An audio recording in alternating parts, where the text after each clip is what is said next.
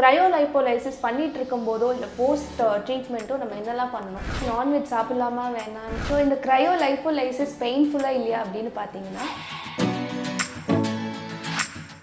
Hi, this is Dr. Soumya from Elixify Skin and Hair Clinic, Kottuppuram, Chennai.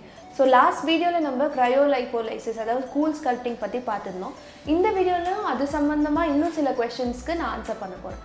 So first என்னன்னு பாத்தீங்கன்னா Cryolipolysis பண்ணிட்டு இருக்கும்போதோ இல்ல post ட்ரீட்மென்ட்டோ நம்ம என்னெல்லாம் பண்ணணும் அப்படினு பாத்தீங்கன்னா சப்போஸ் இன்னைக்கு நீங்க ட்ரீட்மென்ட்க்கு வரீங்க அப்படினா அந்த ட்ரீட்மென்ட்க்கு ஒரு 1 or 2 hours முன்னாடி வந்து எதுவுமே சாப்பிட கூடாது. அதுக்கு முன்னாடியே நீங்க உங்களோட பிரேக்ஃபாஸ்ட்டோ பிரஞ்சோ முடிச்சிட்டு வந்திருக்கணும். and also இந்த ட்ரீட்மென்ட்ல இருக்கும்போது நிறைய தண்ணி குடிக்கணும். ஏன் தண்ணி குடிக்கிறது ரொம்ப இம்பார்ட்டன்ட் அப்படினு பாத்தீங்கன்னா ஸோ Cryolipolysis பண்ணும்போது ஃபேட்டை ஃப்ரீஸ் பண்ணி சாவடிச்சிரும். ஸோ அந்த இடத்துல வந்து அந்த ஃபேட் எக்ஸ்க்ரீட் ஆக நம்மளுக்கு அந்த வாட்டர் தேவை. ஸோ எக்ஸ்க்ரீட் ஆகிறதுக்கும் தேவை, நம்ம பாடியில் வந்து நல்ல மெட்டபாலிசம் இருக்கிறதுக்காகவும் வாட்டர் தேவை. ஸோ நிறைய தண்ணி குடிக்கணும். இது ரெண்டுமே ரொம்ப ரொம்ப இம்பார்ட்டன்ட். அண்ட் ஆல்சோ நீங்கள் போஸ்ட் ட்ரீட்மெண்ட் அதாவது ட்ரீட்மெண்ட் பண்ணிட்டு அப்புறம் எனக்கு ஃபேட் குறைஞ்சிச்சு இல்லை ட்ரீட்மெண்ட்லேயே இருந்துகிட்ருக்கீங்க செஷன்ஸ் எடுத்துகிட்ருக்கீங்க அப்படின்னா proper diet and life style ரொம்ப ரொம்ப இம்பார்ட்டன்ட். எதுவுமே வந்து இப்போ நம்ம ட்ரீட்மெண்ட் எடுக்கிறோம் ஸோ அது முடிஞ்சிட்டோன்னே நம்ம வந்து back to normal lifestyle back to same kind of food அப்படின்னு போகும்போது ஃபேட் அகெயின் பவுன்ஸ் பேக் ஆக சான்சஸ் நிறையா இருக்குது. ஸோ நீங்கள் வந்து டோட்டலாக இன்டர்மீடியட் ஃபாஸ்டிங் அந்த மாதிரி போகாமல் ஒரு பேலன்ஸ் டயட்டை வந்து எப்போவுமே மெயின்டைன் பண்ணுறது ரொம்பவே நல்லது. இந்த Cryolipolysis ட்ரீட்மெண்ட் எடுக்கும்போது நான்வெஜ் சாப்பிடலாமா வேணாமான்றது நிறைய டவுட்ஸ் இருக்குது.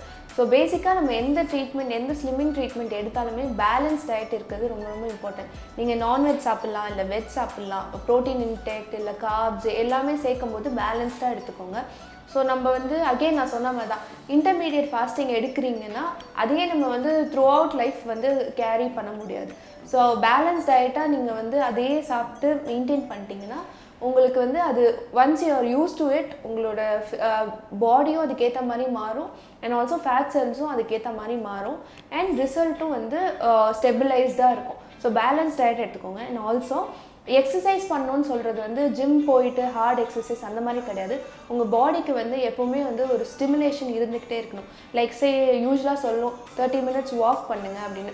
பட் வாக் பண்ணால் லோவர் பாடிக்கு தான் அந்த எக்ஸசைஸ் இருக்கும், பட் அப்பர் பாடிக்கு எதுவுமே இருக்காது. So Appar body and lower body ரெண்டுத்துக்கும் வந்து ஒரு வார்ம் அப் எக்ஸசைஸ் மாதிரி டெய்லியும் நீங்கள் பண்ணி மெயின்டைன் பண்ணிட்டு வந்தாலே you will get better. So இந்த Cryolipolysis பெயின்ஃபுல்லாக இல்லையா அப்படின்னு பார்த்தீங்கன்னா நம்ம ப்ரோப் ப்ளேஸ் பண்ணும்போது அது நம்மளோட ஃபேட்டை வந்து சக் பண்ணும். ஸோ சக் பண்ணும்போது அந்த சக்கிங் பெயின் தெரியுமே தவிர நம்மளுக்கு ட்ரீட்மெண்ட் ப்ராக்ரஸ் ஆக ஆக பெயின் தெரியாது. ஸ்கின்னும் ஃபேட்டும் வந்து நம்ம ஏன் அப்படி பார்த்திங்கன்னா நம்ம வந்து டெம்பரேச்சர் -10 degrees Celsius வரைக்கும் போவோம். ஸோ அந்த அளவுக்கு செட் பண்ணும்போது அந்த ஏரியா நம்ம ஆகிடும், உங்களுக்கு அவ்வளோ பெயின் தெரியாது. அண்ட் ட்ரீட்மெண்ட் முடிச்ச அப்புறமா நம்மளுக்கு அந்த இடத்துல வந்து ரெட்னஸ் இருக்கலாம். ஸோ ரெட்னஸ் வந்து எதனால் வருதுன்னு பார்த்தீங்கன்னா அவ்வளோ டிகிரி வைக்கும் போது நம்மளோட ஸ்கின் ஆட்டோமேட்டிக்காக சென்சிட்டிவாக மாறிடும். ஸோ சென்சிட்டிவாக மாறும்போது அந்த இடத்துல வந்து ரெட்னஸ் வரும். ஸோ ரெட்னஸ் வருதுன்னா அது வந்து ரொம்பவே டெம்ப்ரரி. இது வந்து நம்மளுக்கு சில பேருக்கு 1 day போகலாம், சில பேருக்கு 1 hourலேயே கூட போயிடலாம். ஸோ அது வந்து ரொம்ப நேரம் இருந்துச்சுன்னா அதுக்கேற்ற ஆயின்மெண்ட் அண்ட் மெடிக்கேஷன் அதெல்லாம் இருக்குது. That is all secondary. But உங்களுக்கு வந்து அவ்வளோ பெரிய சைடு எஃபெக்ட்ஸ் வராது. ரொம்பவே சென்சிட்டிவாக இருக்குது ஸ்கின் இல்லை ரொம்ப லூஸ் ஸ்கின்னில் நம்ம வந்து ப்ரோப் ப்ளேஸ் பண்ணுறோன்னா தான் நிறைய காம்ப்ளிகேஷன் நடக்கும். அப்படி இருக்கிறவங்களுக்கு ஃபர்ஸ்ட் ஆஃப் ஆல் நம்ம வந்து இந்த மாதிரி ட்ரீட்மெண்ட்ஸ் பண்ணவே மாட்டோம். ஸோ ஒன்ஸ் உங்களுக்கு டாக்டர் வந்து Cryolipolysis வந்து அட்வைஸ் பண்ணுறாங்கன்னா அவங்க ஃபேட்டு உங்களோட ஸ்கின் இது எல்லாமே அனலைஸ் பண்ணி தான் வந்து ரெக்கமெண்ட் பண்ணுவாங்க. ஸோ க்ரையோ உங்களுக்கு போடும்போது ரெட்னஸ் தான் மேக்ஸிமம் சைட் எஃபெக்ட். இப்போ நம்ம ப்ரோபையோ இல்லை அந்த ஷீட்டையோ ப்ராப்பராக ப்ளேஸ் பண்ணணும். ப்ராப்பராக ப்ளேஸ் பண்ணலன்னா தான் நிறைய காம்ப்ளிகேஷன் நடக்கும். அது வந்து if the doctor is expertise in this உங்களுக்கு வந்து பெருசாக எந்த ஒரு சைட் எஃபெக்ட்ஸும் வராது.